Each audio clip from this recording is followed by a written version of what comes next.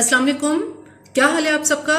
अल्लाह ताला आप सबको अपने हिफ्ज़ अमान में रखे। फूडीज़ रेडी में आज एक बहुत ही मज़ेदार रेसिपी मटन कीमा करेले के साथ मैं आपके सामने हाजिर हूँ। चूंकि गर्मियों में कीमा करेले बहुत ज़्यादा घरों में बनाया जाता है, इसलिए ये रेसिपी आज मैंने आपके लिए तैयार की है और ये बहुत ही लजीज और बहुत ही लाजवाब ये कीमा करेले तैयार होते हैं, जिसे मैंने बहुत एक नए स्टाइल से जो है वो तैयार किया है। इससे पहले कि इसके इंग्रेडिएंट्स क्या हैं, मेरे चैनल को अगर आपने सब्सक्राइब नहीं किया तो मेरे चैनल को ज़रूर सब्सक्राइब कीजिए, लाइक कीजिए और शेयर कीजिए। आइए चलते हैं मटन कीमा करेले के इंग्रेडिएंट्स की तरफ। मटन कीमा करेले बनाने के लिए यहाँ हमारे पास करेले हैं, जो मैंने तकरीबन आधा किलो ये करेले लिए हैं। इनको अच्छी तरह से स्लाइस में धोने के बाद इसकी जो है वो कटिंग कर ली है और सबसे पहले मैंने इसके अंदर काटने के बाद इस पर जो है वो मैंने इसमें 2 से 3 टेबलस्पून जो है वो भर के नमक जो है वो लगा दिया था और 2 घंटे के लिए करेलों को छोड़ दिया था। जब इसमें पानी जो है वो आ गया था तो इसको हाथों से अच्छी तरह से निचोड़ के साफ पानी के साथ इसको जो है वो वॉश कर लिया है ताकि इसकी कड़वाहट निकल जाए। दूसरी तरफ यहाँ हमारे पास प्याज है। ये मैंने 3 बड़े साइज की प्याज ली हैं, जिनको इस तरह से स्लाइस में इसको कटिंग कर ली है। अब सबसे पहले हम ऑयल के अंदर करेले और प्याज को बारी बारी फ्राई कर लेंगे। यहाँ एक खुले बर्तन के अंदर एक बड़ी कढ़ाई में सबसे पहले ऑयल में डाल दूंगी। इसके अंदर इतना ऑयल डालेंगे कि करेले और प्याज आराम के साथ बहुत इसमें इजीली जो है वो फ्राई हो जाए। ऑयल को तो जरा सा गर्म कर लेते हैं। पहले ऑयल थोड़ा सा गर्म हो चुका है। इस गर्म ऑयल में अब ये करेले डाल देंगे।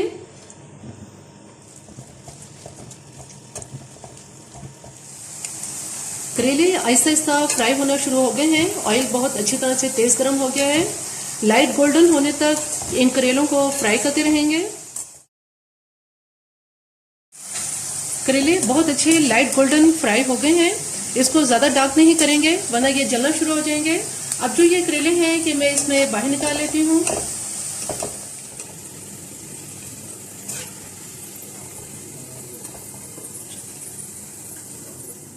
तमाम करेले ऑयल में से बाहर निकाल लिए हैं। चूंकि ऑयल गर्म है, इसी गर्म ऑयल में हम प्याज फ्राई कर लेंगे।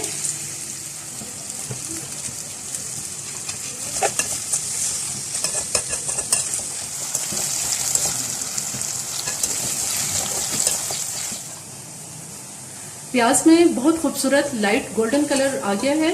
अब इस प्याज को मैं बाहर निकाल लेती हूँ।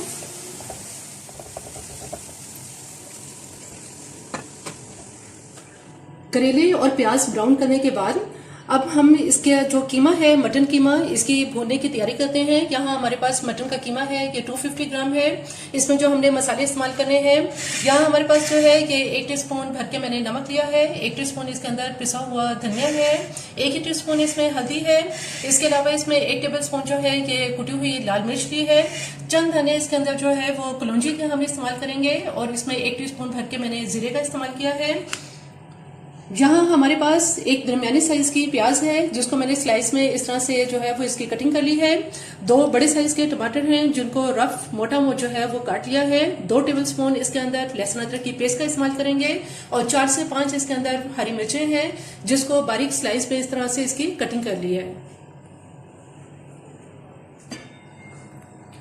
जिस ऑयल के अंदर हमने प्याज और करेले फ्राई किए हैं, ये वही बचा हुआ ऑयल है। इसी ऑयल के अंदर हम इस प्याज को लाइट से इसको फ्राई कर लेते हैं। प्याज बहुत लाइट गोल्डन कलर इसमें आ गया है। इसको ज्यादा डार्क नहीं करेंगे। जो हमारे पास जीरा है वो सारा जीरा इसमें डाल देंगे ताकि जीरा इसके साथ अच्छी तरह से भून जाए।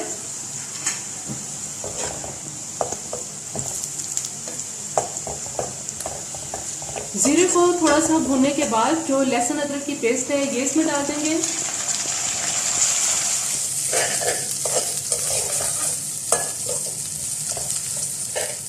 लहसुन अदरक और जीरे को थोड़ा सा फ्राई करने के बाद अब इसके अंदर जो हमारे पास टमाटर हैं ये सारे टमाटर डाल देंगे।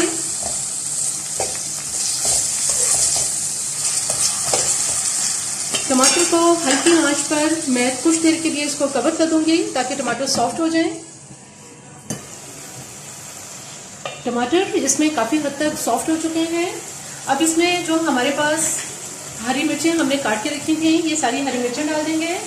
इसके अलावा जितने हमारे पास मसाले थे ये सारे मसाले डाल देंगे।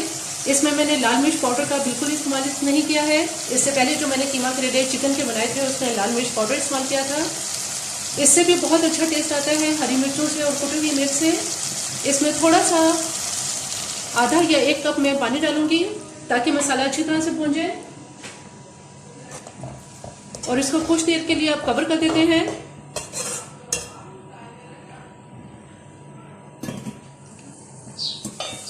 مسالہ بہت اچھی طرح سے بھون گیا ہے اور کناروں سے اس کے آئل بھی نکل آیا ہے. اب ہمارے پاس جو یہاں پہ مٹن کا قیمہ ہے یہ سارا قیمہ اس میں ڈال دیں گے. قیمے کو تھوڑا سا اس میں مسالے کے اندر بھونیں گے. کیونکہ یہ مٹن کا قیمہ ہے اس لیے اس کے اندر ہمیں تھوڑا پانی جو ہے وہ ضرور ڈالنا ہوگا تاکہ یہ قیمہ اچھی طرح سے گل جائے.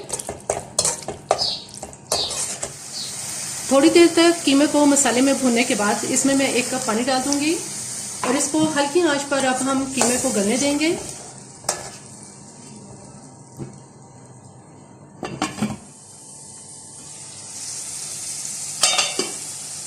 قیمہ بہت اچھی طرح سے بھون چکا ہے. تقریباً 15 سے 20 منٹ میں اس کا پانی جو ہے وہ خشک ہو گیا ہے. کناروں سے اس میں آئل بھی نکل آیا ہے. اب ہمارے پاس جو کریلے ہیں یہ بھی ہم اس میں کریلے جو فرائی کیے تھے یہ سارے کریلے اس میں ڈال دیں گے.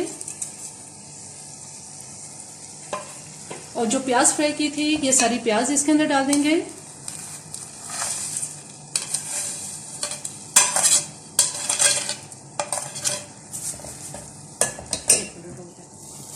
پیاز اور کریلوں کو قیمے کے اندر بہت اچھی طرح سے مکس کر دیتے ہیں.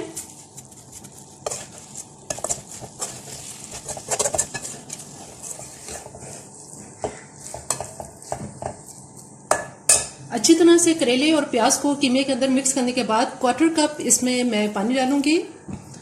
بہت تھوڑا سا پانی ڈال کر اس کو ہلکی آنچ پہ اب تقریباً 10 سے 15 منٹ تک جو ہے وہ دم پہ رکھیں گے تاکہ قیمہ پیاز اور کریلے اچھی طرح سے یکجان ہو جائیں. قیمہ کریلے بالکل تیار ہیں. تقریباً 10 سے 15 منٹ میں نے بہت ہی ہلکی آنچ پر اس کو دم پہ رکھا ہے. اب میں اسے ڈش آؤٹ کرتی ہوں.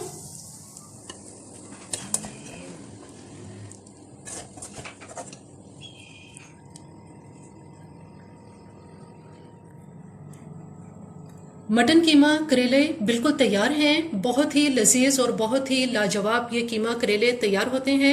خاص طور پہ اس میں جو کٹی ہوئی مرچ اور ہری مرچوں کا ٹیسٹ ہے وہ بہت ہی لذیذ لگتا ہے جس کی وجہ سے ان کو کھانے کا بہت مزہ آتا ہے. آپ اسے چپاتی کے ساتھ اور نان کے ساتھ بھی کھا سکتے ہیں. میری یہ ریسیپی آپ کو پسند آئی تو میرے چینل کو ضرور سبسکرائب کیجیے, لائک کیجیے اور شیئر کیجیے. سبسکرائب کے ساتھ بیل آئیکن کو ضرور پریس کریں, آل کے آپشن پہ کلک کریں تاکہ ہر آنے والی ویڈیو کا نوٹیفیکیشن آپ کو مل سکے.